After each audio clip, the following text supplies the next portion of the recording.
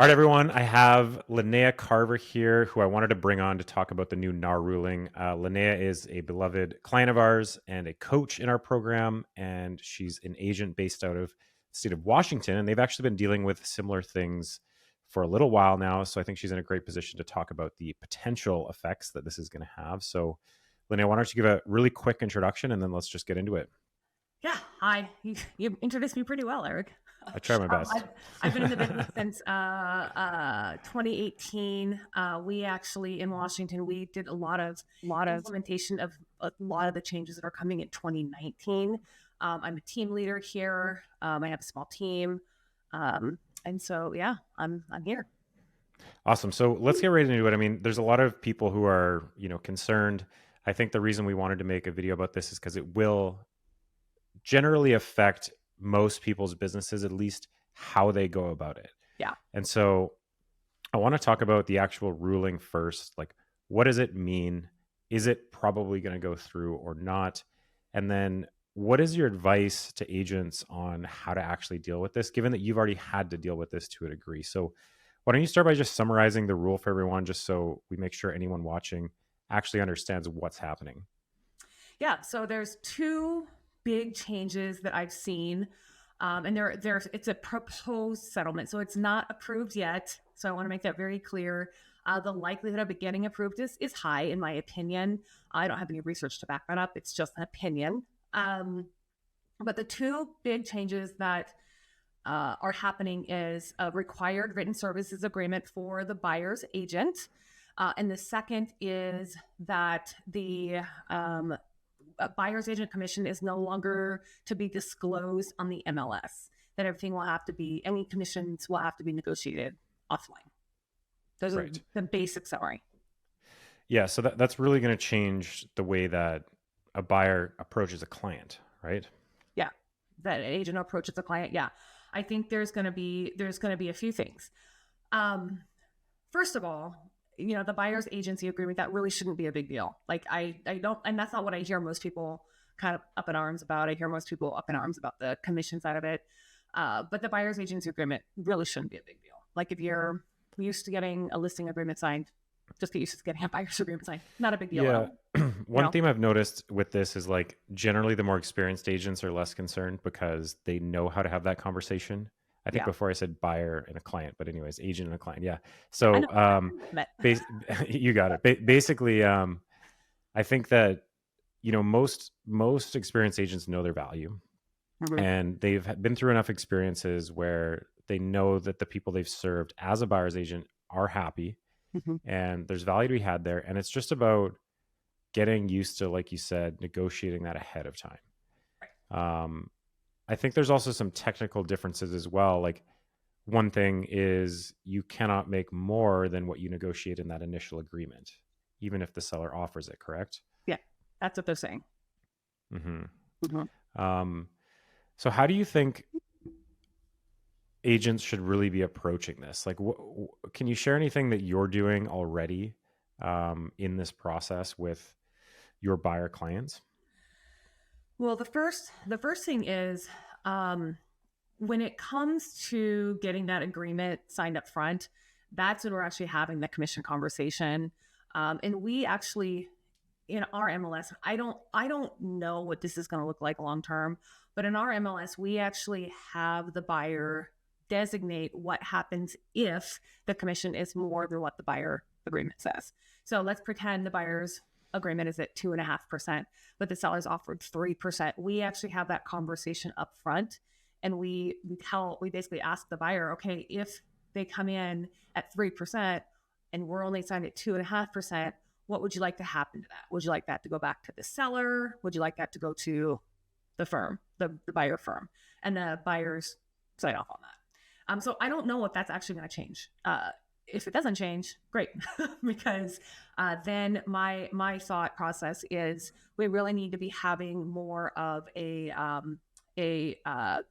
commission menu style conversation, because what I think will probably happen is that no longer will, say, 2.5% be disclosed on the MLS, but what will happen is listing agents and sellers will have conversations up front about whether or not the seller wants to pay that commission.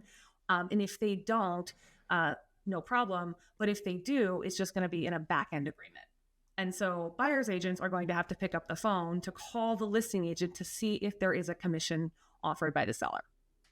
So that being said, the buyer, I think a buyer commission service menu essentially is going to become a little bit more important. Right now, like on the listing side, a lot of listing agents, myself included, do a listing commission menu where we have 3 different options. Yours is pretty big. Yeah, mine is pretty big. Yeah, it goes like there's 3 different options, but I think we're also implementing that on the buyer side right now. So, and that basically says like, okay, here we have the conversation that says, hey, if the seller's not offering this commission, but you're agreeing to this, like, let's pretend the buyer's agreeing to a 3.5% commission and the seller's only offering a 2.5% commission. We're having that conversation up front and saying, okay, Eric, let's say it's a 1% difference. Where is that 1% going to come from? Are we going to try to negotiate that with the seller, which is what most people want to do? Are you capable of coming in with that money out of pocket? Right? Will your lender let you come in with that money out of pocket? There's a lot of questions we ask up front, but it's just a regular conversation. Yeah, that makes sense. So the buyer's agent menu and talking a little bit more about what that service is going to look like, and basically it's going to be agreeing to things ahead of time, how they're going to happen, which it sounds like you guys are doing already, and we'll see if it does affect that in some way. Yeah. What do you if you could wave a magic wand and see into the future, what do you think is going to happen? Like, do you think sellers, agents are going to be really encouraging the seller that, hey, this is important that we offer a commission? Or do you think they're like, how do you see that going? Well, here's what I can tell you has happened, what happened to us. So we actually did this, like I said, in 2019. And at first, I'm going to tell you, everybody was freaking out like, oh my gosh, buyer's agents aren't going to make any more money. And like everyone thought buyer's agents were going away in 2019. But what really happened then is as agents, we banded together. And because the commission has been separated on our listing agreements for a long time, but as agents, we kind of banded together and we said, okay, so we don't really want this to change, but we want to make sure that we want to make sure we're very clear, very transparent with our sellers. So my conversation has always been to the seller, Washington doesn't require you to pay the buyer's agent commission. You don't have to. You're not required to at all. And then we kind of presented in the sense of, here's what the competitors, we have all of our comps and here's what the comp commission was. So we have 10 comps. All of these comps are paying between 2 and 3%. So if you want to be competitive, you might want to consider it.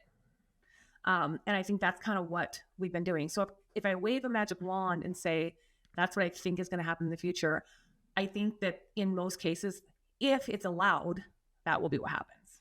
But I think the people that we should be more concerned about, more than agents, I think we should be more concerned about our buyer clients, more specifically our VA and our FHA buyers and our low income buyers. I think those are the people we should have way more concern for rather than our business. Our business is going to survive as long as we have the capability to have conversations. Yeah, because and negotiate. They may be left without representation. And I think that's the risk. And that's what I would guess too, is people are going to band together and protect each other. Yeah. Because at the end of the day, it's not necessarily serving the end consumer, as much as this is disguised to do that. Correct. And so I find that really interesting. So, there's obviously the likelihood that some sellers are going to push back and not want to do it. Mm-hmm. But what is that going to do to the amount of people that gets brought to the table? Have you seen that? Yes. And can you speak to that? Yeah, we actually saw, we have seen more recently, I would say since in the last 6 months, we've seen a little bit more listings come to market with, I've seen 0% commission. And then the remarks will say buyer's agent commission is negotiable.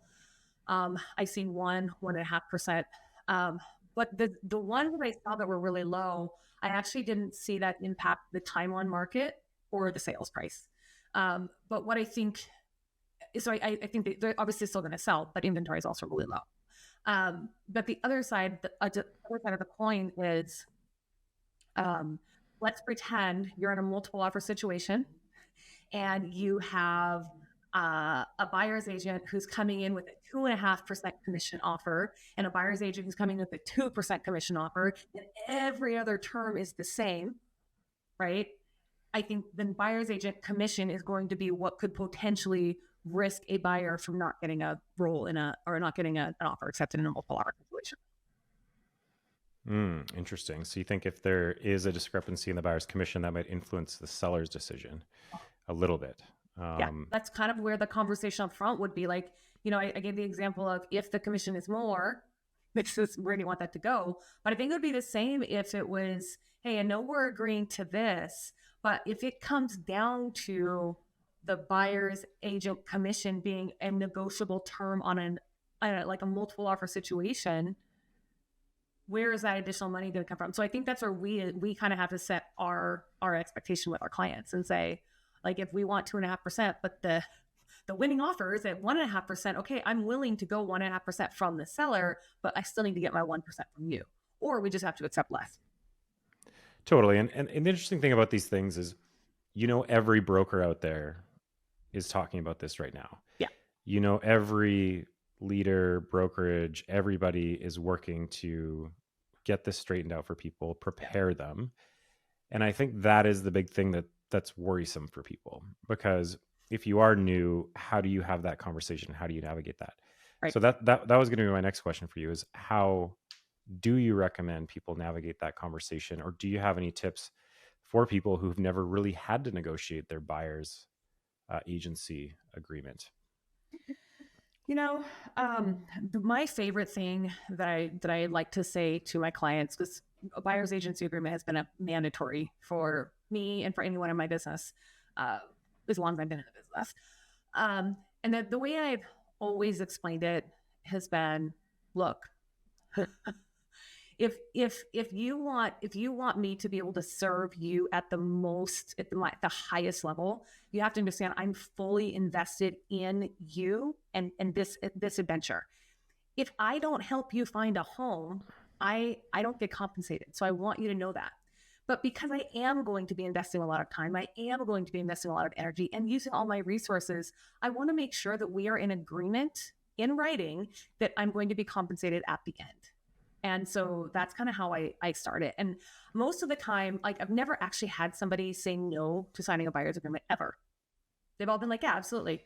And when they haven't, that's when they're like, oh, do we need to sign anything? I'm like, oh yeah, let's get that done for you. Because sometimes I'll forget to do it at the right time. But for the most part, I've never had somebody say no. Just like you kind of think of it as like when you're signing a listing agreement, you literally cannot list a house without a listing agreement. You can't do it. And you don't want to give someone all your advice and go in and do a walkthrough and be like, oh, fix this and fix this and fix this, and we should price it here and do all this stuff, and then not get it. You wouldn't do that without getting a listing agreement signed. So Yeah, it's and the same mentality. I remember from back when I was selling too, like, normally if you've built rapport and trust, the paperwork you put in front of them, they're going to trust that this is, something that needs to happen, and rightfully so. Like, if you approach it in the way that you did, they should trust you and, believe you're going to work and serve their best interests. Yep. And so this is just the process now. And I think that it'll take time for, the consumers to catch up. But I also think, like we said in the beginning, that consumers are a lot less aware of these things than the agents, obviously. Right. And so some may not even know this is happening. Some might even not know the old process versus the new process. And that's a really good point, because if they don't even know the old process, then we don't need to tell them what the old process was. Just here's the process today. Here's the process today. This is how it works. Right. They could call you out and you could answer questions or whatever. Right. But most people, if they trust you, which if they're at the point where you're having that discussion, I mean, there should be some trust built there. Yeah. Yeah. At the point where they're like, okay, I want to sit down with you and talk about buying a house with you, there is obviously something there, right? They're not a newbie at that point. And then the other thing that we do, like, is when we have just like a discovery call with someone, we tell them, like, this is what the process is. And they just know, like, this is when we get our buyer agreement signed. We'll help you up to this point. This is the last conversation we can have without having an agreement signed. And here's what that agreement looks like. So we just we work it into the process. So I think back to your question of what advice would I give people, write it, turn it into a system. This is how you do it. Yeah, and it takes some refining, and every one of your colleagues is going to be working on the same thing. So go together. And, I went through this process, like I said, with the dual agency. There is a big disclosure form in BC that we have to give everybody before we really have any meaningful conversation about real estate. Like, we really can't say much Right. unless this form is disclosed. It's not actually mandatory for them to sign it, but you have to disclose it. Yeah. And it's really interesting that how much this reminds me a lot of that when that shakeup was going on. Everyone freaked out, and now it's just a process. You show people a form and you just explain to them that this is the process. This is the legal process of us getting this started. Yeah. And rarely do you get any pushback. I think the other thing is like, this is like an opportunity just in the industry. We're going to start seeing a lot of the people who don't have that business acumen. Like, and let's be real, like, real estate is a very low point of entry. It's a very low cost of entry. You don't have to have any money to get into real estate. So it's like $600 for real estate school, a couple $100 for licensing. So it's a really, really, really low point of entry to get into a business that can make you millions of dollars. But don't get me wrong, you have to work really hard to get there. But my point is that there's a lot of people who think that low barrier of entry is indicative of what it takes to make it in the real estate industry. And so we're going to start seeing a lot of people who bow out because of this change. I did that in 2008 when I was doing loans. I was a subprime lender, and the market crashed, and then the whole industry changed. The entire industry changed, and I did not make it through. I did not want to make it through. And so there's going to be a lot of people like that who aren't fully dedicated, who aren't really here for it, and they're going to bow out. And so what that's going to mean is there's going to be opportunity for those of us who are here for it, those of us who can adapt, who can be resilient. There's going to be opportunity for us to take market share, to grow, and to just get much more, to have much more recognition as an expert, and someone, a professional in this industry. That's a great point. I think, like, whenever there's big changes, there's going to be, what's a nice way to say it? The weak might fall off, right? Yeah. And that always breeds opportunity for people who are serious, who are good agents, who want to learn, take on the challenge head on, and get ahead of things. Yep. So I think that's a really good point. By the dip, if you will. Yep. I agree. I'm kind of, that's what I did in 2008. I was literally that lender who was like, oh God, I have to do all this. Oh my gosh, I have to go to school. I have to get a license. I have to do this. I don't want to do that. I don't want to do that. It was too scary for me. I also didn't really love that's when I realized I didn't love the industry. I just was like, this is not going to work for me. And off to that, I'm being honest, I was also broke. So there's a lot of agents who are also broke, who might be experiencing these feelings right now because, now it's going to make it harder to make money. So there's a lot of agents who might be feeling that way. So, my best advice is adapt or don't. Yeah. Cool. Well, thanks for the time, Lynea. I really appreciate it. I hope everyone watching is able to get some really good advice, as always. So I think the overarching theme here is it will be okay. Yeah. It's just going to take a little bit of learning. Breathe. It's Markets always go through this. Yeah. It's a bit of a change, but we're all going to adapt together. And I think agents will show up for each other, and find a way forward. So agreed.